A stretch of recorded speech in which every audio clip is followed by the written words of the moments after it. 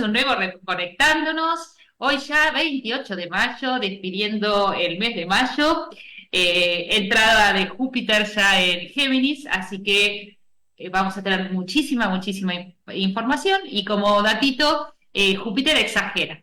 Entonces ahí, con esa información puede haber desinformación, siempre la brújula es la resonancia interna. Lo que nosotros resonemos que es la información correcta, ahí por ahí vamos. Lo que no, lo dejamos pasar. Así que, como siempre, en el programa empezamos con la noticia positiva y la verdad que encontré una noticia que es justo la síntesis, digamos, del programa de hoy.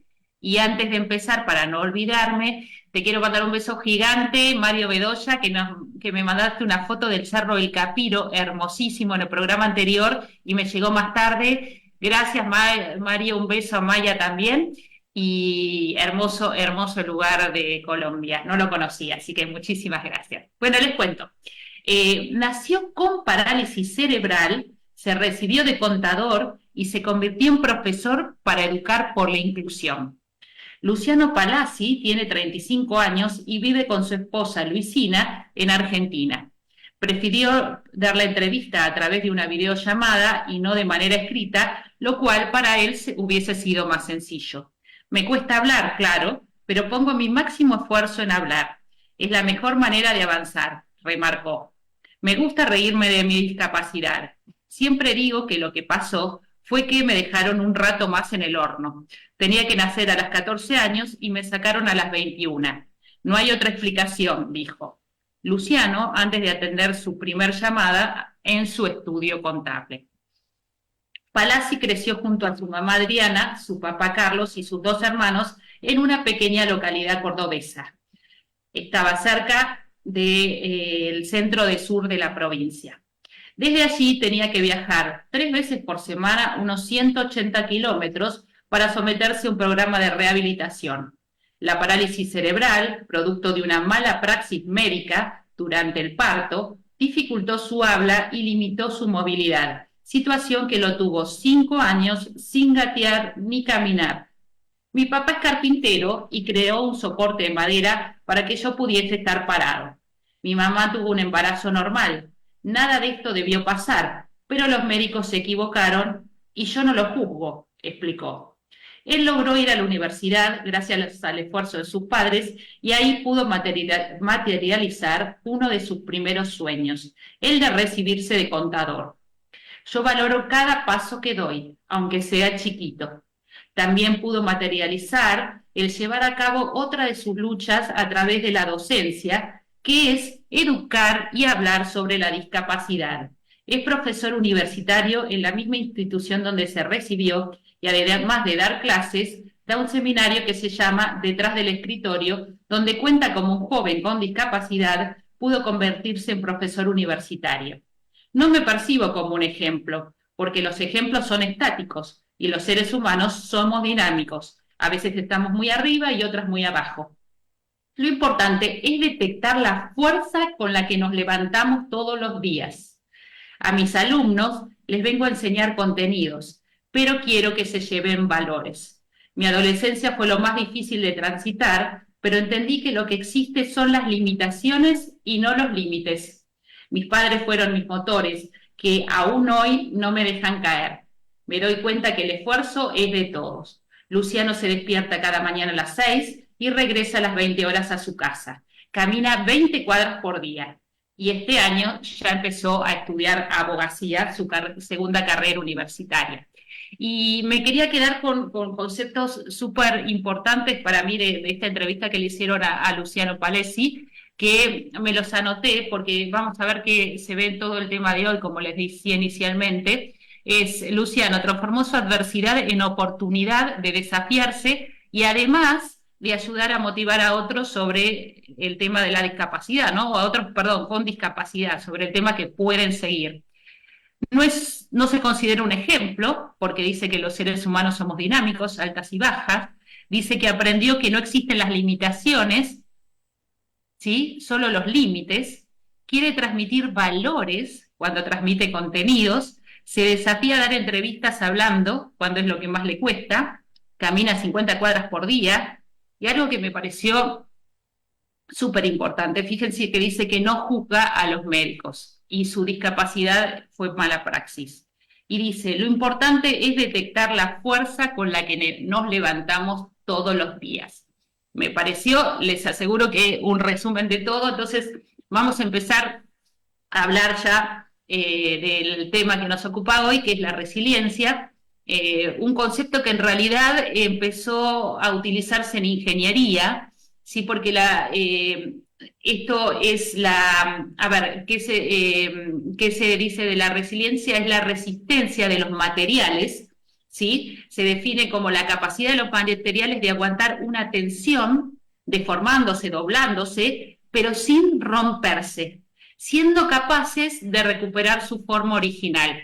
Miren estos tres conceptos súper importantes, ¿no? Aguantar tensión, ¿sí? Se pueden doblar, se pueden deformar, pero no se rompen y después vuelven a recuperar su forma original. Entonces, este concepto fue por primera vez aplicado en psicología por Boris Cyrulnik, en realidad, no sé si se pronuncia así, porque tiene una mezcla, digamos, de ascendencia, le veo de todo, así que no sé si es inglés, alemán.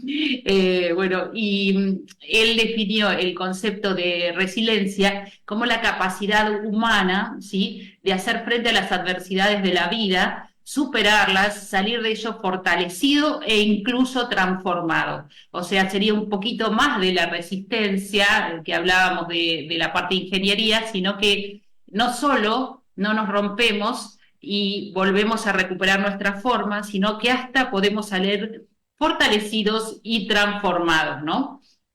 Entonces decimos que la resiliencia permite a los seres humanos tener vidas plenas, sanas y tener como una concepción más realista del futuro. Y a pesar de poder sufrir adversidades, circunstancias muy, muy duras, hasta inclusive traumas, poder salir de ellos de una manera fortalecida, poder rearmarse, decíamos, poder recuperar la forma original de este ser humano encarnado, ¿no? Y a ver, ¿es una capacidad inherente al ser humano? Sí, todos la tenemos. Lo que sí, muchos no la tienen desarrollada en su totalidad o no la desarrollan directamente, pero eso no quiere decir que no sea parte, digamos, de las capacidades psicológicas del ser humano. Por eso este programa lo quería dedicar a que nos demos cuenta que es un rasgo que podemos potenciar, ¿sí? O sea, ¿qué pasa cuando nosotros potenciamos nuestra resiliencia? Es como que transformamos o formamos, digamos, dentro nuestro, como un escudo protector, ¿sí? Un escudo, digamos, protector desde la parte nuestra psicológica, que nos va a ayudar a poder enfrentar situaciones críticas, situaciones estresantes, caos, poder gestionarlo, trabajarlo y neutralizarlo de forma sana, ¿no? Por eso decíamos que la resiliencia se puede entrenar y cuáles serían, digamos, según la psicología, los beneficios de las personas que entrenan la resiliencia y se transforman en seres humanos resilientes, es que tienen una mejor autoimagen, por ende se critican menos a sí mismos, afrontan los retos sin miedo, ¿sí? Pecho a las balas, diríamos en Argentina, son más sanos físicamente por lo general, porque no psicomatizan tanto, ¿no? Porque tienen trabajada esa parte, tienen, digamos, una concepción de estar mucho más satisfechos con sus relaciones, están menos predispuestos a la depresión, por todo esto tienen más salud psicológica y viven vidas más felices que los no resilientes. En contraposición, los que no son resilientes, que son muchos más vulnerables ante situaciones adversas, tienen mucha más probabilidad de sufrir lo que se llama, digamos, estrés postraumático, porque no pueden con resiliencia transformar esa adversidad, sufren generalmente más patologías psicológicas, y por ende son menos felices en sus vidas, ¿no? Y ahora que Júpiter ya está en Géminis, y hablábamos de todos los pensamientos, todas las ideas, la comunicación, ¿cómo sería un estilo de pensamiento resiliente? Tiene tres características básicas. Una es un pensamiento realista, otra característica es que es más exacto, y otra característica es que es flexible, ¿sí? O sea, tenemos estas tres cualidades de pensamiento en las personas resilientes. ¿Y por qué lo decimos? Porque cuando ejercitamos la resiliencia tenemos menos errores de pensamiento, como puede ser la exageración, como puede ser las conclusiones precipitadas, ¿no es cierto? Y una interpretación de la realidad de una manera más realista, por ende decimos que es más exacta. Y acá la pregunta que nos puede surgir es, a ver, ¿un resiliente es un positivo? ¿El optimismo tiene que ver con la resiliencia? Sí, tiene que ver. Lo que sí, la resiliencia, digamos, es más abarcativa en el sentido de que una persona positiva puede ser una persona negadora también, y ser positiva sin utilizar la adversidad como medio de transformación, sino como simplemente negarla, ¿sí? Entonces, digamos que es un concepto mucho más profundo en ese sentido. Entonces, decíamos que los resilientes saben aceptar la realidad como es, que tienen una profunda capacidad, digamos, una profunda, más que capacidad, una creencia que la vida tiene sentido, tienen una inquebrantable capacidad para mejorar, para autosuperarse, sentido de compromiso, una mayor sensación de autocontrol frente a los acontecimientos de la vida, están como mucho más preparados para los cambios, por eso decíamos un pensamiento flexible, y tienden a interpretar las experiencias dolorosas de la vida, adversas, como parte normal y como una parte también, que esto es súper importante, como una gran oportunidad de aprendizaje. Entonces, si nosotros queremos ser cada vez más resilientes, ¿qué habilidades tendríamos que desarrollar? Tenemos que, como venimos hablando en tantos programas, ¿no?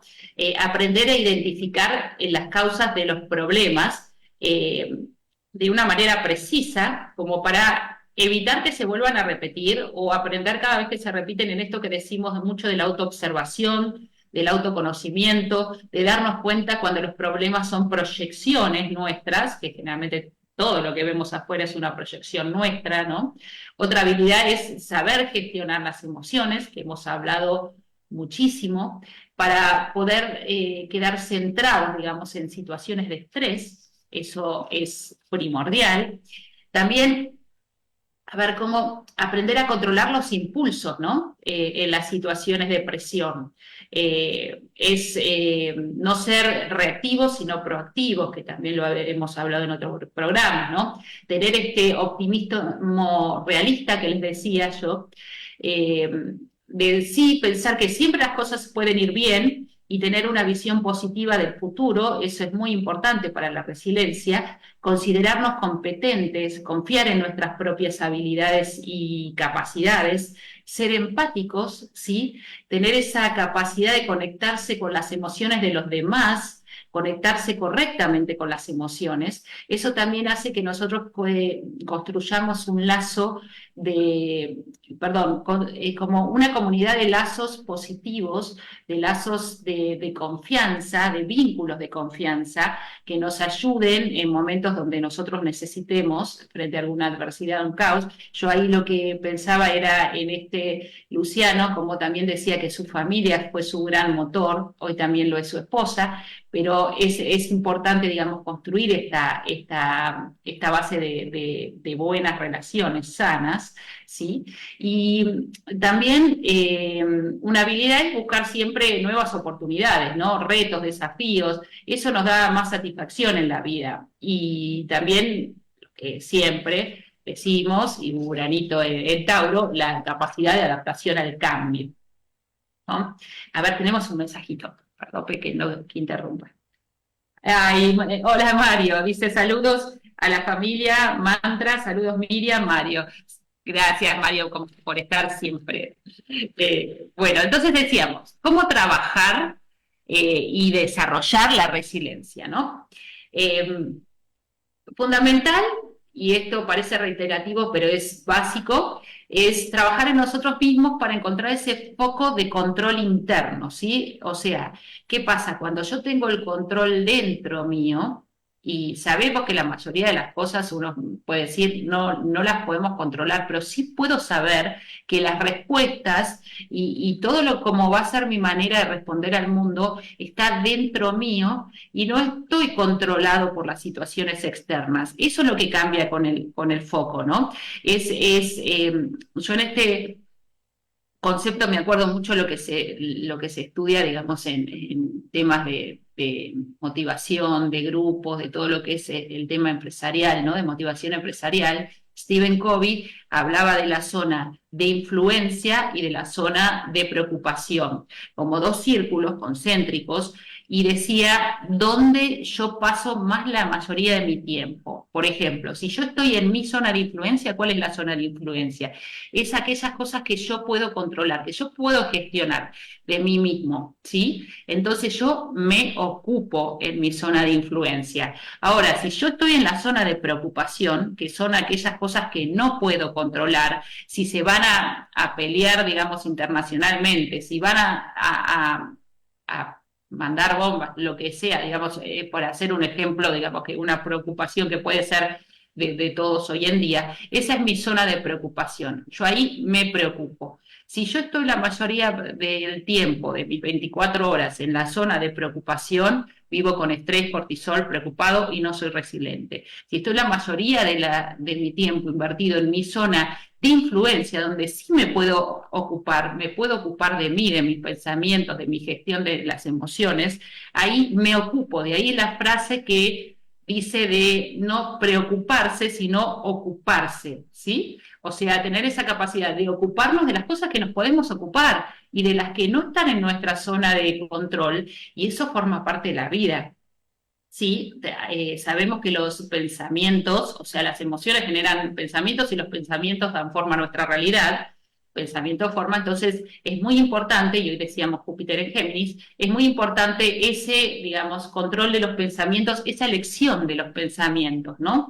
También dentro de las habilidades, que lo hemos hablado mucho y se trata en coach también transpersonal, el coach óntico, es tomar los problemas como desafíos, como proyectos a resolver, ¿sí? Ahí también con esto desarrollo una actitud mental más positiva frente a los problemas, ¿no? Otro tema importantísimo es mantener un sentido sano del humor, la alegría, ¿no? Es importantísima en la resiliencia. Mantener, digamos, saber fijar límites claros y sanos y desde ese lugar mantener una independencia emocional, ¿sí? Sin caer en el aislamiento, pero ser independiente, así como hablamos de empatizar con las emociones de los demás, que los demás con sus emociones, digamos, tóxicas, si bien el término no me gusta tanto, que los demás, las emociones de los demás no tengan un control sobre las nuestras, ¿se entiende? O sea, poder tener esa independencia. Yo puedo ayudar al otro cuando yo puedo ver la emoción del otro, pero no me apego a esa emoción y, por ejemplo, un amigo está mal, se quiere tirar al abismo, mi amistad no es tirarme al abismo con él, es tenderle la mano y que salga del pozo, ¿sí? Desde ese lugar la independencia. Habíamos dicho ser proactivos, capacidad también de buscar el apoyo cuando lo necesito, ¿sí? Me encanta la psicóloga esta de Marian Rojas cuando habla de las personas vitamina, ¿no? Esas personas que nos pueden nutrir, transformarnos nosotros también en personas vitamina. Después otro tema es permitirnos sentir las emociones, ¿sí? No temerlas, no huir de ellas, hablamos también mucho de esto, pero también al mismo tiempo poder darnos cuenta cuando una emoción no la tenemos que habitar más, aunque sea por un momento, ya nos está invadiendo tanto el campo emocional que ya esa emoción nos está haciendo en ese momento mal, saber retirarnos de esa emoción con una distracción, por ejemplo, es importante también, porque no tenemos que dejar tampoco que la emoción, cuando se expande tanto, tanto, tanto, y me habita las 24 horas, yo tengo que crearme esta defensa también, decir, bueno, la dejo en un costadito, la dejo en una cajita, me distraigo con algo, miro una película, salgo, yo después vuelvo a trabajar sobre eso, ¿sí? O sea, también esto, ¿no? Porque siempre es gestión, es autogestión. Eh, También dentro de la resiliencia, sabernos tomar el tiempo para el descanso físico, emocional, está un poco relacionado con el punto anterior.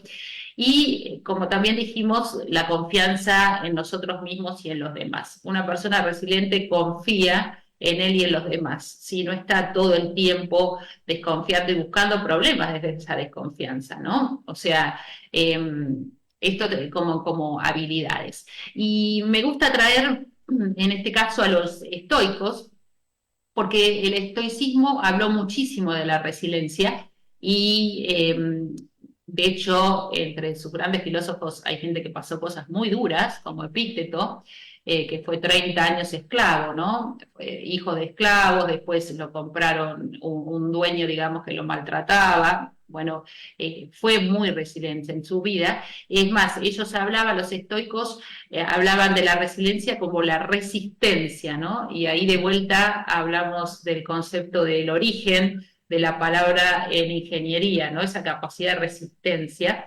Y acá les quería compartir, al menos como los grandes títulos, por un tema de tiempo, pero 4 estrategias estoicas que desde el estoicismo se dice que ayuda a desarrollar y a potenciar esta resiliencia barra resistencia.